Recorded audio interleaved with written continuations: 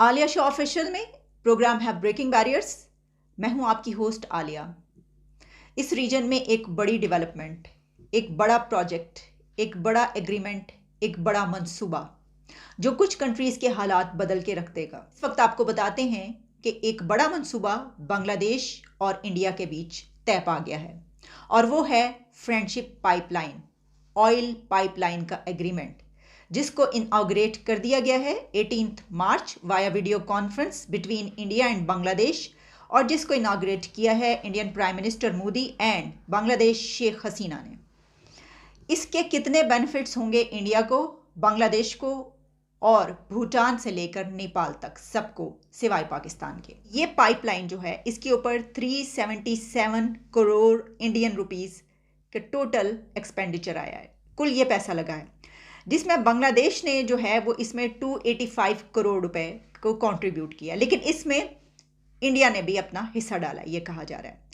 इस पाइपलाइन की जो कैपेबिलिटी है वो कही जा रही है 10 लाख मेट्रिक टन एनुअल, और इससे बांग्लादेश को तो जो फ़ायदा होगा होगा ही, लेकिन जो इंडिया की ख़ास तौर पर कुछ स्टेट्स हैं उनको इससे बहुत फ़ायदा होगा, ये बात कही जा रही है।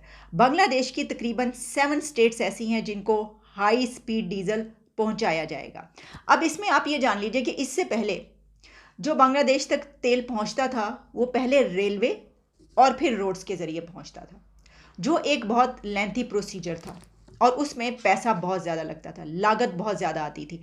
अब इस पाइपलाइन के बाद एक तो लागत ख़त्म हो गई, क्योंकि एक मरतबा आपने पैसा लगा दिया और आप बैठ के उसका खाएंगे, ऐसा ही होता है बड़ी इन्वेस्टमेंट में। दूसरी वो जो एक हसल होती थी कि आपने पहले रेलवे के ज़रिए पहुंचाना है और फिर आपने पहुंचना है रोड के ज़रिए और फिर वहां तक तेल पहुंच पाए। इसमें इंडिया की नॉर्थ ईस्टर्न स्टेट्स को बहुत फ़ायदा मिलेगा और उसमें आसाम भी है।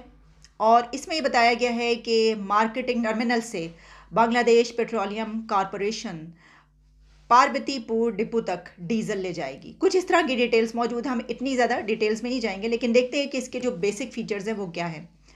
अब आप ये भी याद रखें कि 2021 में बांग्लादेश जो है वो साउथ एशिया में इंडिया का सबसे बड़ा ट्रेड पार्टनर कंट्री था 2021 और 2022 में, और जो एक्सपोर्ट्स हैं वो एशिया में इंडिया की एक्सपोर्ट्स जो है वो सबसे ज़्यादा बांग्लादेश तक पहुंचती थी। बांग्लादेश की prime minister Sheikh Hasina India को अपनी पोर्ट्स चट्टग्राम और मोंगला पहले ही इस्तेमाल करने की ऑफ़र कर चुकी हैं, क्योंकि बांग्लादेश में चाइना की ट्रेड बहुत ज़्यादा है। चाइना ने अपनी इन्वेस्टमेंट बांग्लादेश में बहुत ज़्यादा कर रखी है, तो चाइना को टफ टाइम देने के लिए भी इंडिया की ये एक स्ट्रेटजी है। और सिर्फ यही नहीं, एक तो ये होगी स्ट्रेटजी कि अगर आपका कोई मुखालिफ है तो आपने उससे कैसे नबर्द आजमा होना है, कैसे आपने जो है उसे टैकल करना है। तो चाइना और इंडिया के कॉन्फ्लिक्ट से बांग्लादेश बहुत फ़ायदा उठा रहा है, लेकिन इंडिया भी बहुत बड़ा फ़ायदा हासिल कर रहा है। कैसे? वो ऐसे कि इंडिया रशिया और ईरान से बहुत बड़े पैमाने पर तेल हासिल कर रहा है और अब वो इसको एक्सपोर्ट कर रहा है थ्रू पाइपलाइन टू बांग्लादेश। तो जहां बांग्लादेश में तेल की जो खपत की कमी है वो पूरी होगी, उसको फ़ायदा होगा। वहीं पर इंडिया की एक्सपोर्ट्स बढ़ गई। इंडिया को एक्सपोर्ट से कितनी बड़ी मालियत की ये उसकी तिजारत होगी, अब तेल के ज़रिए वो दूसरे मुल्कों से ले रहा है। रशिया से उतना चीप ऑयल लिया इंडिया ने और अब उसको जो है वो बांग्लादेश भेजा जाएगा, बांग्लादेश भेजा जा रहा है और वो अपने दामों पर भेजा जाएगा, अपनी मर्ज़ी से जो भी दोनों मुल्कों के बीच तय पाएगा। तो ये है मामला। इस दुनिया का तो इसी तरीके से चलता है और जो ये दुनिया है ऐसे ही आगे बढ़ रही है। क्या बांग्लादेश, इंडिया, नेपाल, भूटान, क्योंकि जैसे मैंने आपको बताया कि इससे फ़ायदा नेपाल और भूटान भी उठाएंगे। अभी देखिए आगे ये सारी जो है ना ये पूरी एक सीरीज़ बनेगी और हम देखेंगे दूसरे कंट्रीज़ तक ये तमाम मामला बढ़ते चले जाएंगे पाइपलाइन के। हमारा ईरान का पाइपलाइन का मंसूबा जो है वो कब से चला था और कब तक आकर पहुंचा, कहाँ तक। और हमारी कोई भी चीज़ जब होती है वो शुरू होती है तो वो अटक जाती है और वो फिर पूरी ही नहीं हो पाती। हमारा सी पैक जो है वो आप देख लीजिए उसके मुतालिक क्या बातें की जाती हैं, लेकिन मुझे इस पे भी वो नहीं है। मेरा तो सवाल सबसे बड़ा ये है कि बांग्लादेश और इंडिया के बीच काफ़ी कॉन्फ्लिक्ट भी रहा, लेकिन फिर भी जिस तरह कंट्रीज़ करते हैं कि वो अपनी ट्रेड करते हैं, उनको जो सही लगता है वो उसको करते हैं। हमारे ना तो बांग्लादेश से ताल्लुकात अच्छे हैं, ना ही हमारे इंडिया से ताल्लुकात अच्छे हैं, और बाकी दूर दूर तक तो कंट्रीज छोड़ ही दीजिए। तो हमने किसी के साथ ट्रेड ना करने की कसम खा रखी है। अब देखिए, क्या हम जिस तरह बांग्लादेश कर रहा है, क्या हम ऐसा कोई नहीं कर सकते किसी के साथ मंसूबा? वो दोनों अपने मुल्कों के बीच पाइपलाइन बना रहे हैं, और हम अपने दोनों मुल्कों के बीच बॉर्डर तक नहीं खोल सकते। जहां पर आप पैदल चल के जा सकते हैं दोनों कंट्रीज में एक दूसरे की तरफ, हम वो बॉर्डर भी खोलने को तैयार नहीं है। हम आलू प्याज टमाटर की तिजारत करने को तैयार नहीं है। हमारा आलू प्याज टमाटर पहले आता है दुबई से कराची, इंडिया से दुबई, दुबई से कराची, और फिर कराची से लाहौर और दूसरे मुल्क के हिस्सों में हम भी इस्तेमाल कर रहे हैं।